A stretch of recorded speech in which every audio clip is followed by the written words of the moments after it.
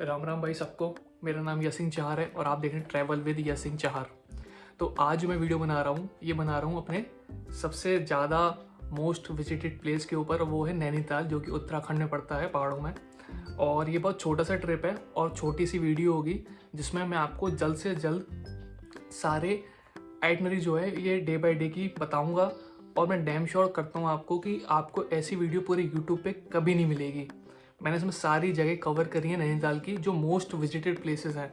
और उसमें मैंने कुछ सी ऑप्शन भी रखी हैं डे 3 के लिए। वो आपके ऊपर है, आप जाना चाहें तो जा सकते हैं, अदरवाइज आप स्किप कर सकते हैं।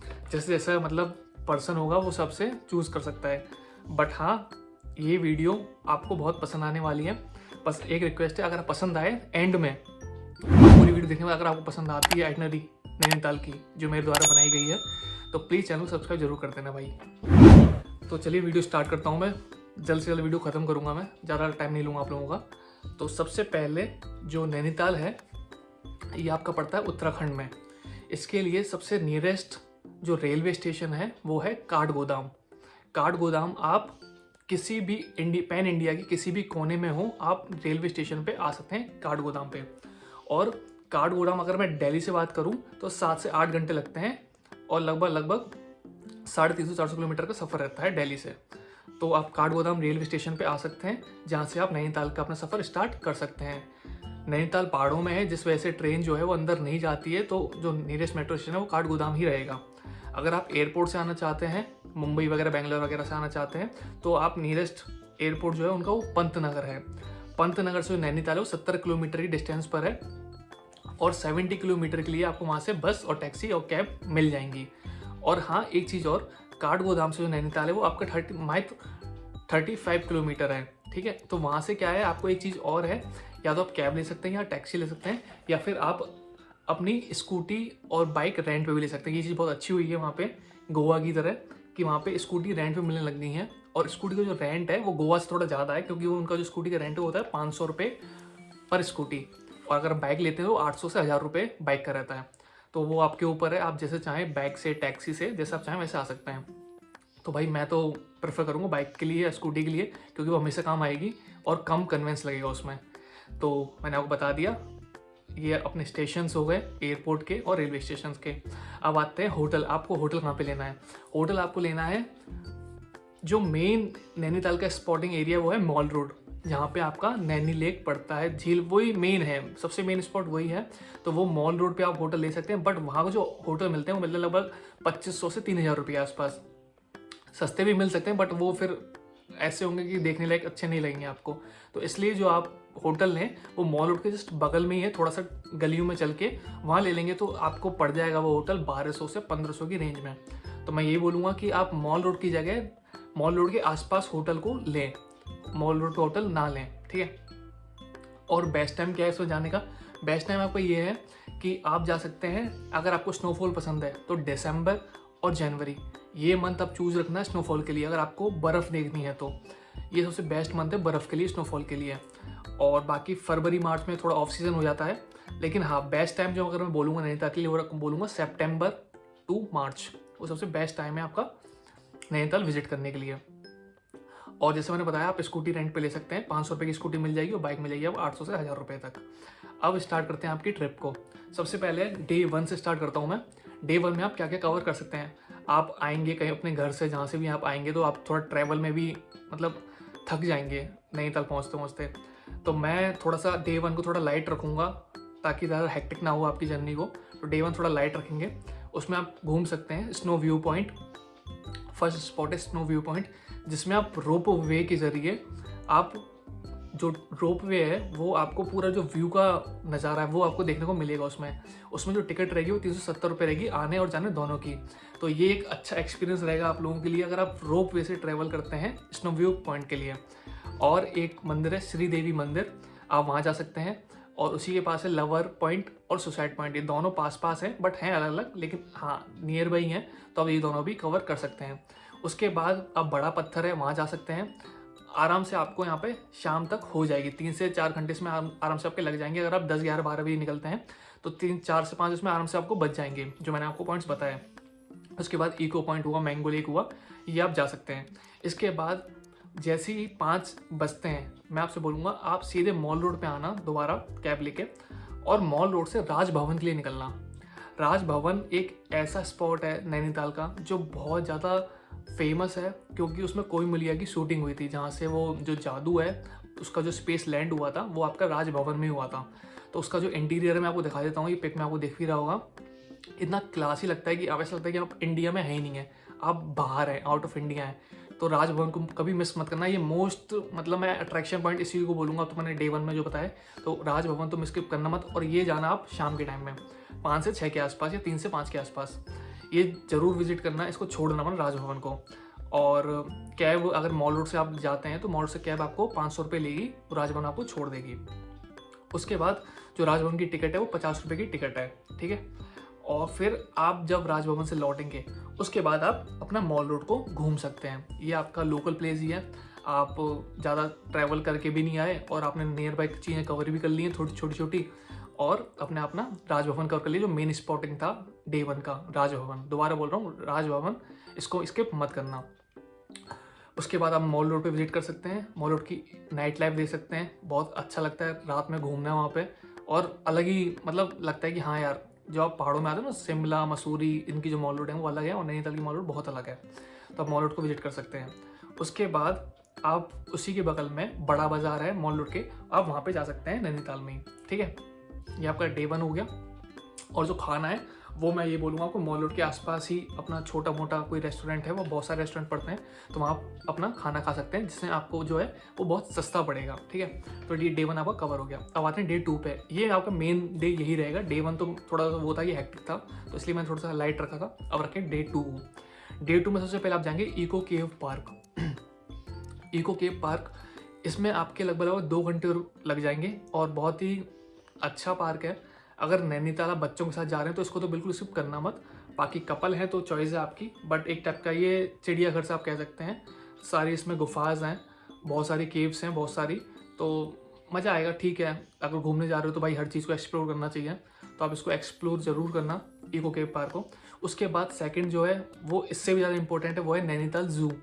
इसको बिल्कुल स्किप मत करना, क्योंकि इसके अंदर जो है आपको म्यूजियम भी मिलेगा और थिएटर भी मिलेगा देखने के लिए। और इसमें एक चीज़ और है, आप कैब ले सकते हैं मॉल रोड से ही, और इसमें आपको थोड़ा ट्रैकिंग भी करनी पड़ेगी 1.5 किलोमीटर की, तो इसमें और मज़ा आने वाला है। और इसकी जो टिकट रहेगी वो रहेगी 100 रुपये की टिकट रहेगी आपकी नैनीताल ज़ू की। और जो टाइमिंग रहती है नैनीताल ज़ू की वो रहती है 10 to 4 PM। बट मैं कहूँगा आप इसमें जाना 12 से 3 के आसपास, क्योंकि पहले आप इको पार्क कवर करना डे 1 डे 2 में, उसके बाद जाना नैनीताल ज़ू। 12 से 3 आपको यहाँ बच जाएंगे, और सुबह 9 से 11 आपका इको पार्क में हो गया, तो 3 बज गए आपके। उसके बाद अपना लंच वंच कर लेना। बट इतना ध्यान रखना, संडे को जो है नैनीताल जो है क्लोज रहता है, संडे को ही बंद रहता है, तो उसके हिसाब से अपना आइटनरी को फिक्स कर लेना, जो भी आपका संडे ना पड़ रहा हो उसके बीच में। उसके बाद नैनीताल जू के आने के बाद अब दोबारा मॉल रोड आएंगे, और वहाँ सबसे मेन जगह जो डे 2 की स्टार्ट हो रही है वो है माँ नैना देवी टेम्पल। जैसे माता सती के यहाँ पे नैन गिरे थे, तो इनका नाम जो रखा गया था वो माँ नैना देवी टेम्पल रखा गया था। इसको ज़रूर आप विजिट करना। उसके बाद इसमें लगभग आपको आधे से 1 घंटा लग जाएगा, ठीक है। इसके बाद आप इसी के जस्ट बगल में जो नैनीताल की दिल कहा जाता है वो है नैनी झील, तो वहाँ पे आप बोटिंग जरूर करना, नैनी लेक जिसे हम कहते हैं, तो बोटिंग करना वहाँ पे। और बोटिंग की जो टिकट रहेगी वो 450 रुपये की टिकट रहेगी। इसको तो बिल्कुल स्किप करना ही मत, चाहे आपके पास पैसा हो ना हो उधार ले लेना किसी से, लेकिन इसको स्किप मत करना, क्योंकि मेन नैनीताल में यही है बोटिंग। तो डे 2 का जो मेन स्पॉट है वो यही है नैनी लेक। डे 1 का था राजभवन, डे 2 का है नैनी लेक, तो इसको स्किप मत करना। उसके बाद अब आप बोटिंग करने के बाद शाम जाएंगे 5:30-6 बज जाएंगे आपको। उसके बाद आप भूतिया मार्केट है वहाँ पे, आप वहाँ विजिट कर सकते हैं। भूतिया मार्केट में 6:30-7 वहाँ बज जाएंगे। उसके बाद आप हॉनरेबल हाई कोर्ट है उत्तराखंड का, वो भी काफ़ी देखने लायक है, तो आप वो रास्ते में पड़ेगा, उसके आप एंट्री अंदर नहीं कर सकते हैं, तो आप बाहर से उसको विजिट कर सकते हैं। तो वो भी काफ़ी अच्छा स्पॉट है देखने के लिए, लगता है कि हाँ किसी चीज़ को हम बिल्डिंग को देख रहे हैं, मतलब अलग है, हट के है, जो आपको देखने को नहीं मिलेगा।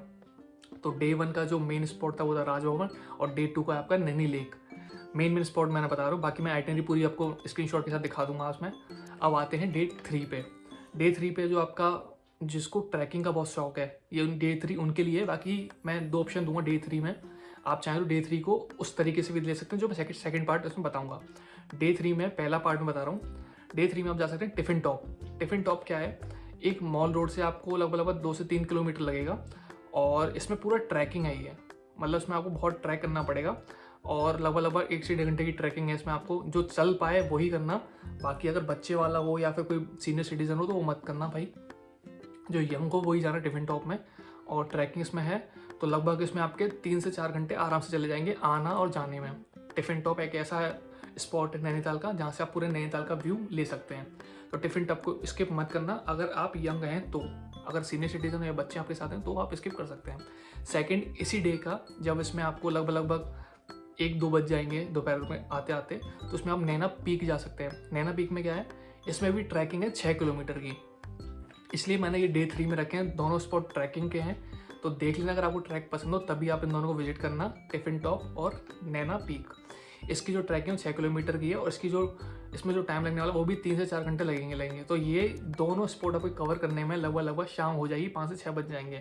उसके बाद आप थर्ड ऑप्शन आप ले सकते हैं कि हिमालय दर्शन पॉइंट, ये भी एक अच्छा प्लेस है काफ़ी, और यहाँ पर पूरा पहाड़ का एरिया दिखता है, तो वो भी बहुत अच्छा स्पॉट है हिमालयन दर्शन पॉइंट। तो डे 3 का मैं ये बोलूँगा कि अगर आप चाहें तो टिफिन टॉप और नैना पीक और हिमालय दर्शन पॉइंट आप विजिट कर सकते हैं। बट जिनको ट्रैकिंग नहीं पसंद है, जो बच्चे के साथ जा रहे हैं और जो सीनियर सिटीजन है, उनके लिए सबसे बेस्ट बता रहा हूँ मैं डे 3 के लिए। सबसे पहले जाएँ कैंची धाम। कैंची धाम जिसके लिए ये आपका नैनीताल सबसे ज़्यादा फेमस है, मतलब इतना फेमस शायद किसी चीज़ के लिए नहीं है। और मैं बोलूँ तो मैं ज़्यादा बाबा वगैरह को मानता नहीं हूँ, बट जो कैंची धाम है उनकी मान्यता बहुत अलग है। नीम करोली बाबा का आश्रम है वो, और वहाँ पे एप्पल का जो ओनर है CEO स्टीव जॉब्स वो भी आए थे, फेसबुक के जो ओनर हैं मार्क जकरबर्ग वो भी आए थे। तो यहाँ की वाइब भी अलग है। तो कैंची धाम को स्किप मत करना। जिसने टिफिन टॉप और नैना पीक जो विजिट करा डे 3 में, तो मैं उसके लिए बोलूँगा कि भाई डे 4 में आप यहाँ जरूर जाना। डे 3 आप करना, आप करो, आपकी चॉइस है। उसके बाद डे 4 को तो बिल्कुल स्किप मत करना। जो मैं आप बता रहा हूँ, फर्स्ट कैंची धाम, इसको ज़रूर विजिट करना। नीम करोली बाबा का आश्रम है और बहुत ही अच्छा आश्रम है और काफ़ी मतलब सुकून है कि बहुत पॉजिटिव वाइब्स हैं कि आपको हर चीज़ वहाँ पे अच्छी लगेगी। और ये आपका 20 किलोमीटर पड़ता है आपके नैनीताल से, कैब लेके आप जा सकते हैं। उसके बाद जो मेन कैंची धाम के बाद प्लेस आएगा वो आएगा भीमताल। भीमताल बहुत ही अच्छा अट्रैक्शन पॉइंट है नैनीताल का, यहाँ विजिट कर सकते हैं। और यहीं पे आपका पड़ेगा नौकुचिया ताल लेक। नौकुचिया ताल एक ऐसी लेक है जिसके 9 कोने हैं, 9 साइडेड हैं, इसकी 9 कॉर्नर हैं, सॉरी। तो नौकुचिया ताल इसको स्किप मत करना। भीमताल, नौकुचिया ताल और इसके बगल में रहेगा कमल ताल। तो भाई ये तो ताल हो गए, सारे ताल आपने कवर कर लिए, भीमताल, नौकुचिया ताल, कमल ताल, ये आप एक साथ कवर कर सकते हैं कैंची धाम के बाद। और शाम को आप विजिट कर सकते हैं। मोस्ट विजिटेड प्लेस है ये नैनीताल का, थोड़ा सा लॉन्ग है बट यहाँ ज़रूर जाना, जिसका नाम है मुक्तेश्वर महादेव टेम्पल। इसको इसके बिल्कुल मत करना भाई, मतलब आप जा रहे हो तो सोचो कुछ पॉजिटिव चीज़ें लेने जा रहे हो। तो भाई कैंची धाम और मुक्तेश्वर महादेव, एक बार को भीमताल, नौकुचिया ताल और कमल ताल को स्किप कर देना। कैंची धाम के बाद मुक्तेश्वर चले जाना, लेकिन मुक्तेश्वर और कैंची धाम को मिस मत करना डे 4 में। डे 4 इसलिए बता रहा हूँ जो डे 3 कवर कर चुके हैं। अगर डे 3 इसको नहीं कवर करना तो इसको डे 3 कंसिडर कर लेना। डे 3 में आप कैंची धाम और मुक्तेश्वर महादेव टेम्पल जरूर जाना। उसके बाद एक ऑप्शन दे देता हूँ मैं आपको, एक ऑप्शन है इसमें पंगोट वैली का। अगर आप चाहें तो पंगोट वैली भी जा सकते हैं, काफ़ी नाम है उसका भी। और उसकी जगह, उसके पास एक और जगह है कुंज खरक फॉरेस्ट है, तो वो भी आप विजिट कर सकते हैं। बट मेन जो मैंने बताया उसमें कैंची धाम रखूँगा मैं तो, और मुक्तेश्वर महादेव टेम्पल रखूँगा, और थर्ड पे भीमताल, नौकुचिया ताल और कमल ताल लेक रखूँगा। अब आते हैं टिप पे, जो इस वीडियो की टिप है आपके। अगर किसी को वाटर स्पोर्ट्स एक्टिविटी पसंद है तो भाई आंख बंद करके वो सताल लेक पहुँच जाना। सताल लेक ये नैनीताल में पड़ता है और थोड़ा सा आउटर है, बट वाटर स्पोर्ट्स एक्टिविटी जिसको पसंद है वो यहाँ ज़रूर जाए, और जिसको वाटर स्पोर्ट्स एक्टिविटी नहीं पसंद है वो बिल्कुल मत जाना भाई, क्योंकि यहाँ सिर्फ वाटर स्पोर्ट्स एक्टिविटी होती हैं और भीड़ भी बहुत कम रहती है, क्राउड बहुत कम रहता है। तो यहाँ आपको वाटर स्पोर्ट्स एक्टिविटी ही देखने को मिलेंगी सताल लेक पे। तो ये आपकी पूरी आइटनरी हो गई। जैसे मैंने बताया, फर्स्ट डे में आपको मैंने मेन स्पॉट रखा था राजभवन और मॉल रोड। सेकंड मैंने रखा था आपका नैना देवी टेम्पल और ये आपका नैनी लेक ये रखा था। और थर्ड पे मैंने टिफिन टॉप और नैना पीक का ऑप्शन रखा है, उसमें वो आपकी चॉइस है। बाकी आप थर्ड डे पे कैंची धाम और ये मुक्तेश्वर महादेव टेम्पल जा सकते हैं। और जो वाटर स्पोर्ट्स एक्टिविटी के लिए मैंने बताया, ये बताया आपको सताल लेक। ये मैंने आपको पूरी समरी बता दी 1-2 मिनट में। अब आते हैं खर्चे पे। तो खर्चा क्या रहेगा आपका? खर्चा भाई इसमें रहेगा, देखो अगर आप मॉल रोड पे होटल लेते हो तो होटल आपको पड़ेगा लगभग मॉल रोड में 2500 के आसपास, और बाकी थोड़ा सा आउटर चले जाओगे तो वही 1500, 1800, 1200 में आपको मिल जाएगा। तो मैं थोड़ा सा प्रीमियम लेके चल रहा हूँ कि हाँ भाई, कुछ लोग ज़्यादा पैसे वाले होते हैं तो वो ज़्यादा अच्छा लेते हैं, तो मॉल रोड ही लेके चलता हूँ मैं। 2500 रुपये का मैंने होटल लिया, 3 दिन ही विजिट करे मैंने, 4 दिन का नहीं रखा मैंने, क्योंकि मुझे पता है कि हर कोई ट्रैकिंग नहीं करेगा, डे 3 स्किप होने वाला है, तो ट्रैकिंग हर किसी को पसंद नहीं है। तो 3 दिन का मैंने बजट बनाया, वो बताता हूँ मैं आपको। 2500 रुपये के हिसाब से जो आपका होटल का रेंट लगेगा वो जाएगा 7,500 रुपये, ठीक है। ये मैं कपल का बता रहा हूँ, हस्बैंड एंड वाइफ का, और छोटा सा बच्चा, कोई दिक्कत नहीं इसमें। वो बाकी फिर आते हैं उसके बाद खाने पे, जो सबसे मेन आपका खर्चा रहेगा खाने का। तो खाने का भाई ये रहेगा, देखो खाना आप कितना भी खा लो, लेकिन जब ट्रैवल करें तो खाना हम कम ही खाते हैं, तो मैं कम से कम लेके चला हूँ। कम से कम अगर हम खाते भी हैं, अच्छे से अच्छा भी खाते हैं कि हाँ भाई नई डिश ट्राई करनी है, तो उस हिसाब से भी पर डे का शायद 2 से 3,000 रुपये लगेगा। तो मैक्सिमम मैं खींच के चलता हूँ 3,000 रुपये, तो 3 दिन के आपके 9,000 रुपये खाने में हो गए। ये मैं बहुत ज़्यादा बता रहा हूँ, वैसे कम ही होंगे खाने पे, लेकिन मैं बहुत खींच के बता रहा हूँ कि किसी को ज़्यादा ही चल रहा है खर्च करने की खाने के ऊपर, तो वो मेरे हिसाब से 3,000 से ज़्यादा नहीं खर्च कर सकता। कितना भी खा लेना बेशक भाई, कितना अच्छा से अच्छा खा लेना आप, तो 9,000 रुपये खाने के हो गए उसमें आपके। और कैब आप लेंगे, क्योंकि जो नैनीताल से हर जगह आपको कैब लेनी पड़ेगी, कैंची धाम के लिए आपको कैब लेनी पड़ेगी, और आपका नैनीताल जू के लिए आपको कैब लेनी पड़ेगी, और भीमताल जैसे मैंने बताया उसके लिए, मुक्तेश्वर महादेव के लिए कैब लेनी पड़ेगी। तो मोटा मोटा जो कैब का खर्चा आएगा वो आपका 4 से 5,000 रुपये आराम से आ जाएगा, आराम से आ जाएगा भाई, 4,000 रुपये आराम से आ जाएगा इसमें आपका। और सेकंड टिकट लेनी पड़ेगी आपको, हर चीज़ की छोटी छोटी टिकट है, पार्किंग की अलग टिकट मिलेगी आपको, और ये जो एंट्री फीस है सबकी अलग अलग है। तो एंट्री में तब भी खींच के बता रहा हूँ, टिकट वैसे कम ही आएंगी, 1500 के आसपास आएगी, लेकिन फिर भी खींच के बता रहा हूँ बजट को। तो 2,000 रुपये की टिकट मान लो आप, 2 बंदों की। तो मोटा मोटा जो खर्चा आएगा आपका 7,500 रुपये होटल, 9,000 रुपये खाना, 4,000 रुपये की आपकी टिकट, जो आपका कैब की टिकट हुई वो वाली, और जो आपका वैसी वाली टिकट विजिट टिकट हुई एम्यूजमेंट पार्क वाली, तो वो आपके 2,000 रुपये। तो मोटा मोटा 22,500 रुपये इसमें आपका बजट बनेगा। तो 22,500 में आप कपल और एक छोटा सा बच्चा ट्रैवल कर सकता है नैनीताल के लिए। तो भाई ये आपकी नैनीताल की वीडियो है। बाकी बताना आपको अगर अच्छी लगी हो आइटनरी, तो भाई प्लीज़ कर देना, इसको सब्सक्राइब कर देना। और मैं जानता हूँ कि मैं लड़की नहीं हूँ, लड़की को बहुत अच्छे लाइक मिल जाते हैं उसके मुंह चलाने के, बट मैंने इस पर आइटनरी बहुत मेहनत करी है और बहुत अच्छे से बताया है कि आप क्या विजिट कर सकते हैं और क्या स्किप कर सकते हैं। तो भाई पसंद आए तो ही करना, अदरवाइज मत करना, कोई इशू नहीं है। But thank you so much, अगर गलती भी लगे तो मुझे कमेंट में बता देना भाई। नई वीडियो बना रहा हूँ इसके लिए, बाकी सपोर्ट रखना। Thank you so much. Ram Ram, जय श्री राम।